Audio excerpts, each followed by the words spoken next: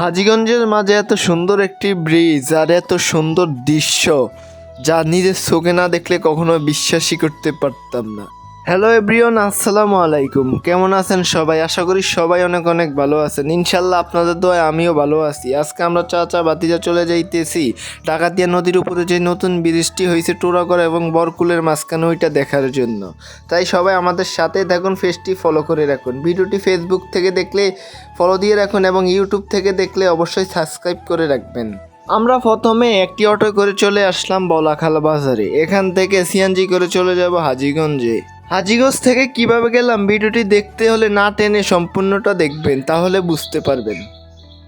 আলহামদুলিল্লাহ, দেখতে দেখতে আমরা চলে আসলাম হাজীগঞ্জ বাজারে। দিনটি শুক্রবার অনুযায়ী যানজট একেবারে নাই বললে চলে। অনেক সুন্দর ছিল দুপুরবেলা, গাড়ি ঘোড়ার চাপ অতটা ছিল না, খুব শান্তিতে মানুষ পারাপার হতে পারছে। সিএনজি থেকে নেমে আমরা চলে আসলাম হাজীগঞ্জ ঐতিহাসিক বড় মসজিদ মাঠে। এখান থেকে চলে যাব মসজিদ মার্কেটের দোতলায়। সেখানে গিয়ে আমরা একটি মোবাইল স্ট্যান্ড কিনবো, তাই সবাই আমাদের সাথে থাকুন। দোকানটা ছিল আমার পরিচিত, তাই বেশি কিছু বলা লাগে না। ভাই আমাকে দেখে বুঝে গেছে আমি মোবাইল স্ট্যান্ডের জন্য আসছি, কারণ এর আগেও আমি এসে দেখে গেছিলাম। তো আমাদেরকে যেটা দেখাইতেছে আমরা কিন্তু এইটা নেই না, কারণ এটার মান অতটা ভালো ছিল না। এই যে বাতিজের হাতে যেইটা দেখতে পাচ্ছেন, আমরা এইটাই নিয়েছিলাম। এটা ওটার থেকে আরো মান উন্নত। তারপর আমরা চলে আসলাম হাজীগঞ্জ পূর্ব মাতা শাহ মিরান হাসপাতালের পশ্চিম দিকে হলো এই জায়গার অটো স্ট্যান্ড। এখান থেকে অটোগুলা যায়। যেহেতু আমরা দুইজন, তাই জন প্রতি 25 টাকা করে ভাড়া নিচ্ছে, যেহেতু রেগুলার ভাড়া 20 টাকা। দেখতে দেখতে চলে আসলাম আমরা হাজীগঞ্জ পাইলট স্কুলের সামনে। স্কুলের পূর্ব দক্ষিণ মাথা দিয়ে যে রাস্তাটা গেছে, এটাই হলো মূলত ব্রিজ যাওয়ার রাস্তা। আলহামদুলিল্লাহ, দেখতে দেখতে আমরাও চলে আসলাম সেই ব্রিজটিতে, যেটা দেখার জন্য আপনারা এতক্ষণ অপেক্ষা করছিলেন। এখানে ব্রিজ হওয়াতে এখানে অনেক ব্যবসা বাণিজ্য ও মানুষের কর্মস্থলের ব্যবস্থাও হয়ে গেছে। এখানে ব্রিজের সাইড ঘেঁষে অনেক দোকানপাট হইতেছে।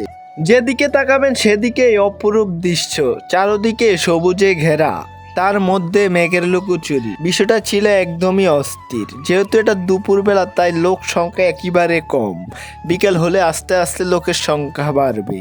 এটাই ছিল সেই পুরানো গুদারা ঘাট। এই গুদারা ঘাট দিয়ে দৈনিক হাজার হাজার মানুষ পারাপার হতো। আর এই গুদারা ঘাটের সাথে জড়িত আছে আমার নানুর বাড়িতে যাওয়ার স্মৃতি। এখন ব্রিজ হয়ে যাওয়াতে সবার জন্যই অনেক সুবিধা হয়েছে। আমাদের হাজীগঞ্জের মাঝে এত সুন্দর একটি জায়গা এবং এত সুন্দর একটি ব্রিজ, এখানে কখনো না আসলে বুঝতে পারতাম না যে এত সুন্দর একটি ব্রিজ। যেদিকে চোখ যাবে সেদিকেই অপরূপ দৃশ্য, চারিদিকে সবুজে ধান খেতে ঘেরা। মানে অনেক অনেক সুন্দর একটি জায়গা, যা আপনি আপনার ফ্যামিলি নিয়ে যদি এখানে আসেন সন্ধ্যা টাইমে আসলে এখানটা অনেক এনজয় করতে পারবেন, উপভোগ করতে পারেন, ফ্যামিলি নিয়ে আসতে পারবেন।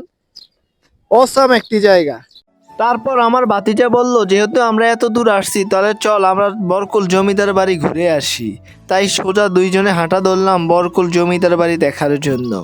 ব্রিজ থেকে সোজা দক্ষিণে রাস্তা বরাবর গেলেই বরকুল জমিদার বাড়ির দেখা আপনি পাবেন। যদি না চিনেন তাহলে যে কোনো স্থানীয় লোককে বললেই আপনাকে দেখিয়ে দিবে। এটা দেখে কিছুক্ষণের জন্য হারিয়ে গেলাম ছোটবেলায়।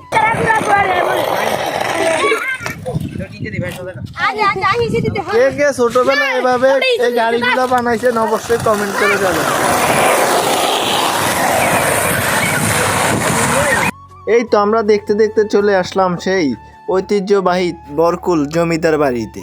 প্রতিদিনই অনেক মানুষ আসে এই জমিদার বাড়িটি ঘুরে দেখার জন্য। কালের বিবরণে জমিদাররা হারিয়ে গেলেও হারায়নি তাদের হাতে করা কারুকার্য এবং নকশাগুলো, যা এখনকার যুগে এগুলা করা মোটেও সম্ভব নয়।